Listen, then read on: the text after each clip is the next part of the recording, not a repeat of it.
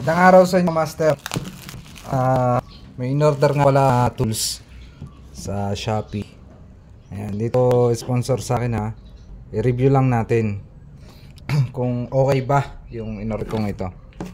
Ito pala ay yung bear sa panloob. Namin na. So check natin kung okay ba.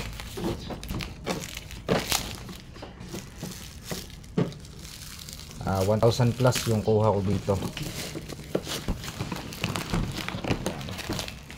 Yung ibang mga tools ay nagdatingan na din nung nakaraan. So ito lang yun, ipang yan. So pala yung ring there. 1, 2, 3, 4, 5, 6, 7, 8, 9 pieces. Check natin yung quality nya. Itong pinaka handle, nagsisilbing hammer niya, paangat paas. So mabigat, pero to may 1 kilo. Ayan, o kulang 1 kilo to. Yung thread okay naman. Ayan, mahaba, sa halos nasa 1 ruler. Check natin. Tapos yung kanyang pinaka T-handle, ito.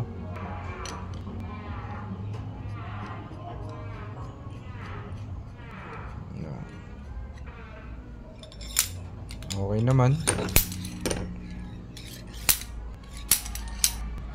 Check natin yung quality. Ito yung dulo nya. Nagustuhan ko dito, marami na din ako naging bearing puller. Meron siyang kanya nya na pantulak o pambuka dito sa dulo. Pero to nasa 8mm to, isang to. Dulo nito. Okay, maganda. Papabangan to, hugot ng mga bearing, lalo na sa transmission. Yan. Legit. Napaka nung deliver, napakabilis. Check natin ang bawat thread mamaya. Okay naman. Ayan. Maganda siya guys. Ayan, kung order kayo nito, maganda. Talaga Shopee, marami to. Pero I think hanggang 24mm to.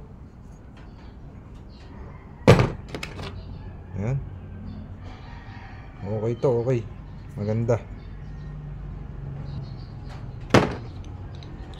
Check natin.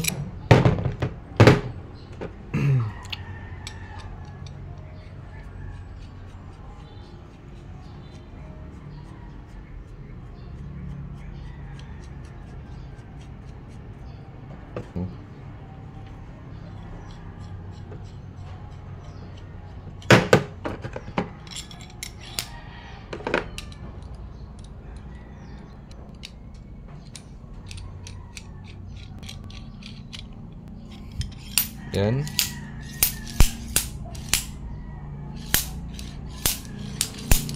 Okay. Maganda. So yun. Bearing puller 9 pieces. Kung may makikita kayo nito, meron dong 12 tsaka 9. Ito lang naman yung alas kailangan na pangkalas. Ayan. Maganda.